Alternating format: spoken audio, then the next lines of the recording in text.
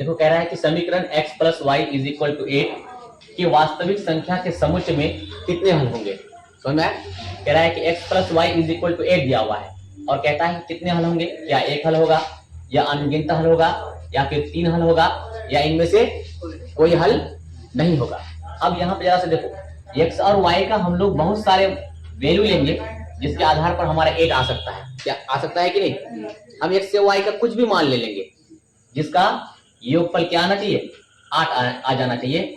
ऐसा कितना अनगिनत मान हो जाएगा। कितना मान हो जाएगा? अनगिनत। केवल एक हल नहीं होगा, बहुत सारे हल इसका हो सकते हैं। तो इसके आधार पर इसका जो राइट आंसर होगा कितना हो जाएगा, ऑप्शन नंबर बी हो जाएगा। अब देखो एक इंपॉर्टेंट क्वेश्चन है यहाँ पे, कहता है कि यदि 29x plus 37y is equal to 103 एवं 37x plus 29y is equal to 95, तब इनमें से कौन मान इसका सही होगा।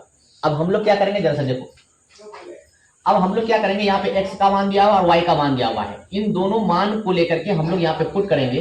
अगर इनमें से किसी भी मान रखने पर अगर यहाँ पे अगर 103 अगर हम लोग को मिल जाता है तो वही ऑप्शन क्या हो जाएगा, राइट हो जाएगा। समझ में आ रहा है ना? जरा सा देखो। अब हमारे पास क्या है, सबसे पहले हम लोग इसी को ट्राई करते हैं। हमारे पास है 29x plus 37y is equal to कितना, 103। अब हम लोग क्या करते हैं, यहाँ पे x और y का वैल्यू क्या करते हैं, पुट करते हैं, रखते हैं। देखते हैं कि क्या 103 आ रहा है कि नहीं आ रहा। अगर आ रहा है इसका मतलब वही ऑप्शन क्या हो जाएगा, सही हो जाएगा। तो चलो हम लोग बारी बारी से देखते हैं, मान रख के देखते हैं। x का मान कितना है, 1 है और y का मान कितना है, 2 है। तो हम लोग चलो मान पुट करके देखते हैं। x 29x का मान हम लोग यहाँ पे रखेंगे 1 प्लस 37 और y का वैल्यू कितना है, 2। और हम लोग देखते हैं कि इसको हल करने के बाद क्या ये चीज मिल रहा है या नहीं मिल रहा है। तो इसको हम लोग मल्टीप्लाई करेंगे तो कितना आएगा, 29 ही आएगा। और इसको जब हम लोग मल्टीप्लाई करेंगे तो 7 दूनी 14 का 4 बचा 1, 3 दूनी 6 और 1 7, सॉरी 3 दूनी 6 और 1। अब देखो इन दोनों को जरा से जोड़ो, 9 और 4 13 का 3 बचा कितना, 1, 1 और 7 8, 8 और 2 10। इसका मतलब ये हुआ कि x का मान रखने पर, x और y का मान रखने पर हमको क्या मिल रहा है, यानी कि राइट हैंड साइड प्राप्त हो जा रहा है। तो इसका मतलब यही ऑप्शन क्या हो जाएगा, सही हो जाएगा। क्या समझ में आया? चलो हम लोग नेक्स्ट क्वेश्चन की तरफ आगे बढ़ते हैं। कहता है कि द्विघात समीकरण bx square plus ax plus c is equal to 0 के विवेचक कौन है। अब देखो एक चीज हम लोग पढ़े हैं, क्या पढ़े हैं हम लोग, ये चीज पढ़े हैं ax square plus bx plus c is equal to 0। तो d बराबर क्या होता है, जरा सा हम लोग जानते हैं। d बराबर होता है b स्क्वायर माइनस 4ac होता है। ये चीज हम लोग क्या किए हैं, ये चीज हम लोग जानते हैं। अब हम लोग यहाँ पे इसके आधार पर हम लोग आंसर फाइंड आउट करने की कोशिश करें। किसके आधार पर, इसके आधार पर। यहाँ पे ax स्क्वायर नहीं दिया हुआ है, यहाँ पे क्या दिया हुआ है, bx square plus ax plus c। थोड़ा सा ट्विस्ट कर दिया है क्वेश्चन में। अब हम लोग क्या करेंगे, इसके आधार पर इसका क्या करेंगे, आंसर निकालने की कोशिश करेंगे। अब जरा सा देखिए,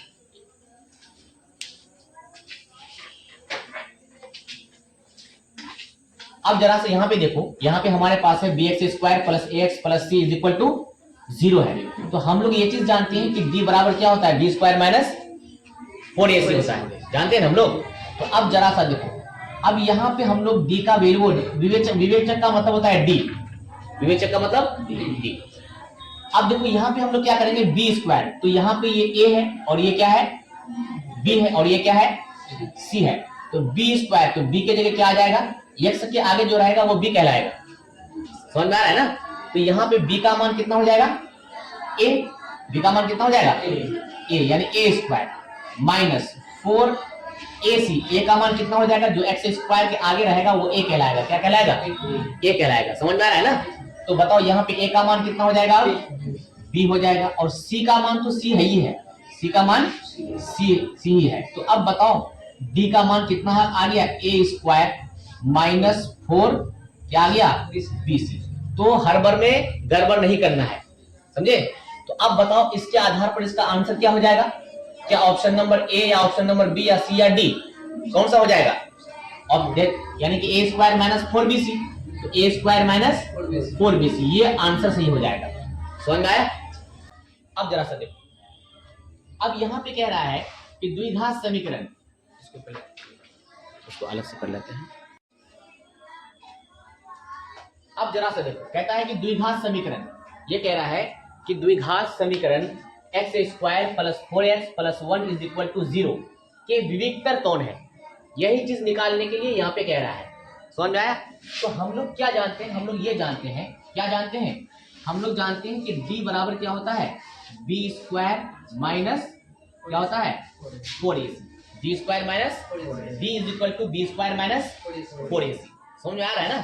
तो अब हम लोग क्या करेंगे, इसके आधार पर यहाँ पे वैल्यू पुट करेंगे।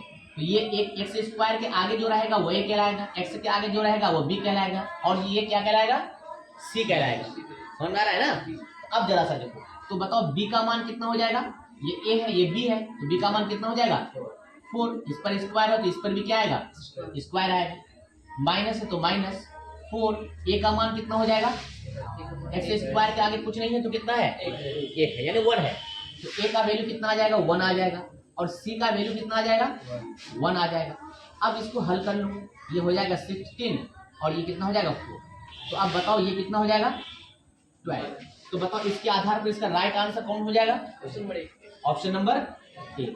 क्या समझ में आया? यही चीज है।